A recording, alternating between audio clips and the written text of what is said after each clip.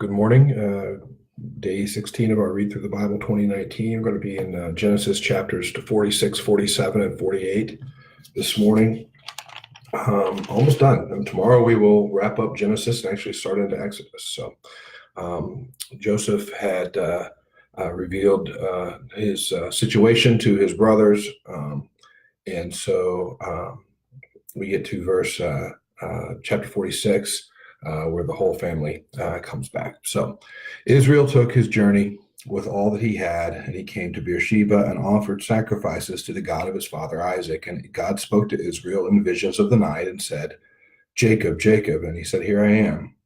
And he said, "I am God, the God of your father. Do not be afraid to go down to Egypt, for there I will make you into a great nation. I myself will go down with you to Egypt, and I will also bring you up again, and Joseph's hand shall close your eyes." Then Jacob set out from Beersheba. The sons of Israel carried Jacob their father, their little ones and their wives in the wagons that Pharaoh had sent to carry them. They also took their livestock and their goods, which they had gained in the land of Canaan, and came into Egypt, Jacob and all his offspring with him, his sons and his sons' sons with him, his daughters and his sons' daughters. All his offspring he brought with him into Egypt. Now, these were the names of the descendants of Israel who came into Egypt: Jacob and his sons, Reuben, Jacob's firstborn, and the sons of Reuben, Hanok, Palu, Hezron, and Carmi. The sons of Simeon, Jemuel, Jimin, Ohad, Jachin, Zohar, and Shaul. The son of the son of a Canaanite woman. The sons of Levi, Gershon, Kohath, and Merari. The sons of Judah, Onan, Shelah, Perez, and Zerah, but and Onan died in the land of Canaan. And the sons of Perez were Hezron and Hamul. The sons of Issachar, Tola, Puvah, Yob, and Shimron. The sons of Zebulun, Sarad, Elon, and Jaleel. These are the sons of Leah, whom she bore to Jacob in Padan Aram, together with his daughter Dinah. Altogether his sons and his daughters numbered 33. The sons of Gad, Ziphion, Haggai, Shuni, Esbon, Eri, Arodi, and Areli.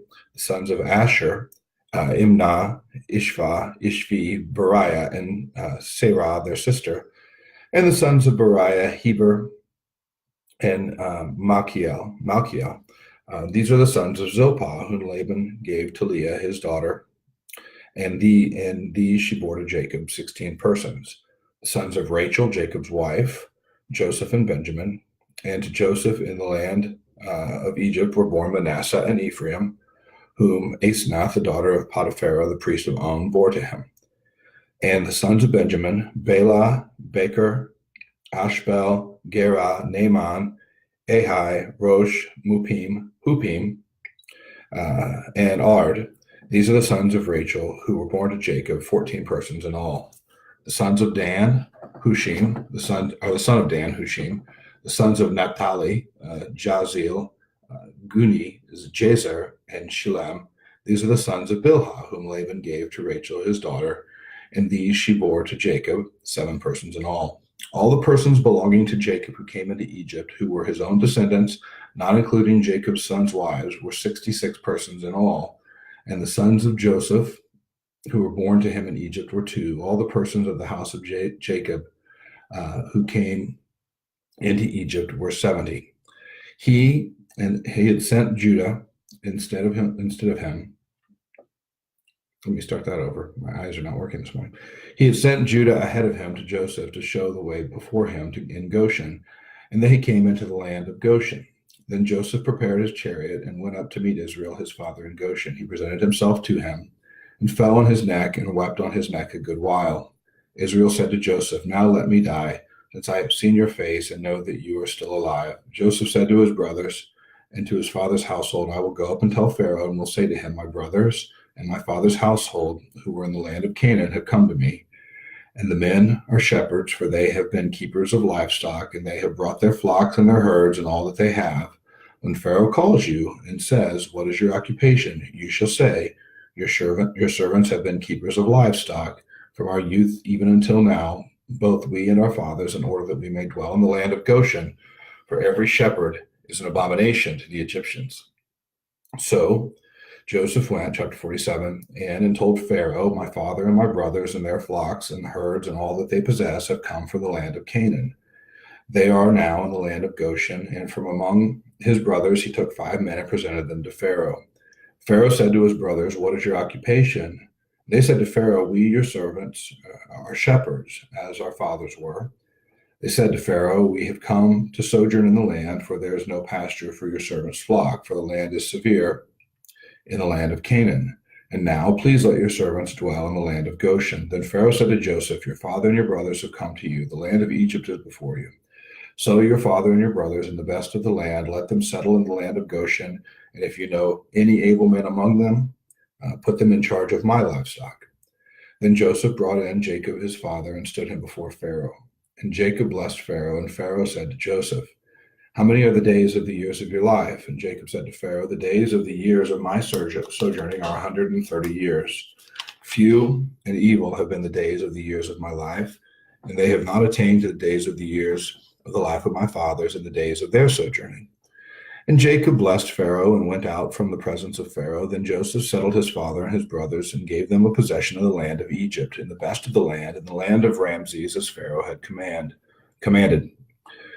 And Joseph provided his father, his brothers, and all his father's household with food according to the number of their dependents.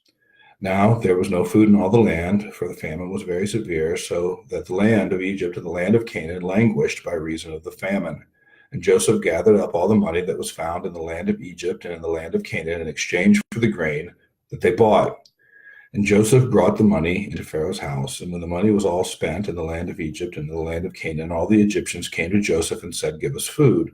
Why should we die before your eyes? For our money is gone. And Joseph answered, give your livestock, and I will give you food in exchange for your livestock if your money is gone. So they brought their livestock to Joseph. Joseph gave them food in exchange for the horses, the flocks, the herds, and the donkeys. He supplied them with food in exchange for all their livestock that year. And when that year was ended, they came to him the following year and said, we will not hide from my lord that our money is all spent. The herds of livestock are my lord's. There is nothing left in the sight of my lord but our bodies and our land. Why should we die before your eyes, both we and our land? Buy us and our land for food, and we with our land will be servants to Pharaoh.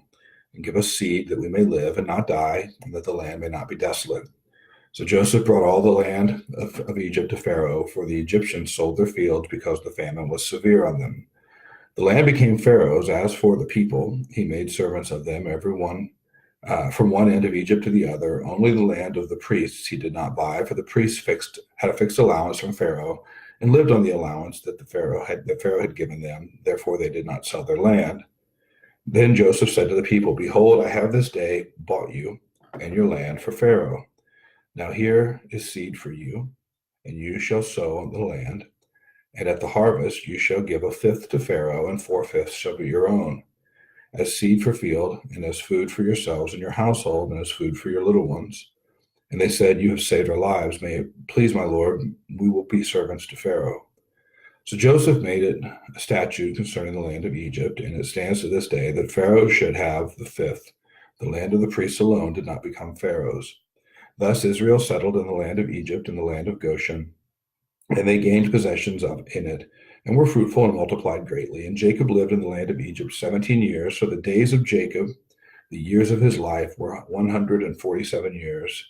When the time drew near that Israel must die, he called his son Joseph and said to him, if now I have found favor in your sight, put your hand under my thigh and promise to deal kindly and truly with me. Do not bury me in Egypt. Let me lie with my fathers. Carry me out of Egypt and bury me in their burying place. And he answered, I will do as you have said.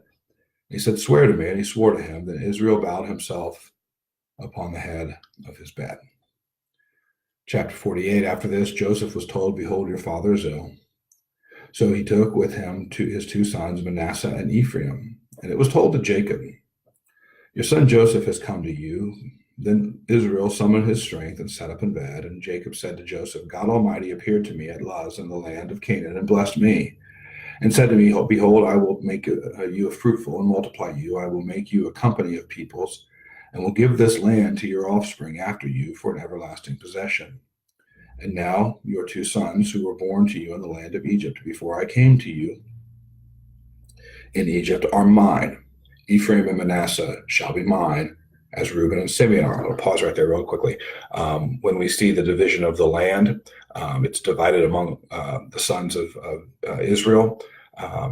When they get back into Canaan, there isn't land allotted for Levi and his sons because they are designated as the priestly tribe, and so they are given cities and land throughout and intermingled within the other brothers' lands, but it's still divided in 12 pieces, and so we end up seeing this double portion, basically the equivalent of a birthright, given to Joseph through Ephraim and Manasseh, because what Jacob's doing here is essentially adopting them. He says, your sons, my grandsons, these two, will be treated as if they are sons of mine going forward. And the children that you fathered after them shall be yours. They shall be called by the name of their brothers in their inheritance. As for me, when I came from Padan, to my sorrow, Rachel died in the land of Canaan on the way. When there was still some distance to go to Ephrath, and I buried her there on the way to Ephrath, that is Bethlehem. When Israel saw Joseph's sons, he said, who are these? And Joseph said to his father, they are my sons, whom God has given me here. And he said, bring them to me, please, that I may bless them. Now the eyes of Israel were dim with age, so that he could not see. So Joseph brought them near him, and he kissed them and embraced them. And Israel said to Joseph, I never expected to see your face, and behold, God has let me see your offspring also. Then Joseph removed them from his knees, and he bowed himself with his face to the earth, and Joseph took them both, Ephraim in his right hand towards Israel's left hand, and Manasseh in his left hand towards Israel's right hand, and brought them near him. And Israel stretched out his right hand and laid it on the head of Ephraim, who was the younger, and his left hand on the head of Manasseh, crossing his hands, for Manasseh was the firstborn. And he blessed Joseph and said, the God before whom my fathers Abraham and Isaac walked, this is poetry, the God who has been my shepherd all my life long to this day, the angel who has redeemed me from all evil, bless the boys, and in them let my name be carried on, in the name of my fathers Abraham and Isaac, and let them grow into a multitude in the midst of the earth.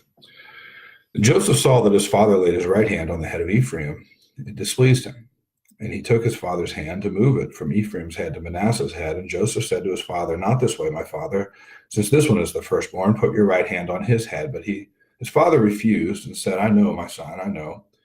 He shall also become a people, and he also shall be great. Nevertheless, his younger brother shall be greater than he, and his offspring shall become a multitude of nations. So he blessed them that day, saying, by you Israel will pronounce blessing, saying, God make you as Ephraim and Manasseh. Thus he put Ephraim before Manasseh. Then Israel said to Joseph, behold, I am about to die, but God will be with you and bring you again to the land of your fathers. Moreover, I have given you, rather than to your brothers, one mountain slope that I took from the land of the Amorites with my sword and my bow. All right, end of chapter 48. Tomorrow we will read Genesis chapter 49 and 50 and Exodus chapter 1.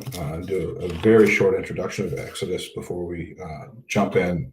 Exodus chapter 1 is only 22 verses, so shouldn't be a long read. So I'll see you guys tomorrow.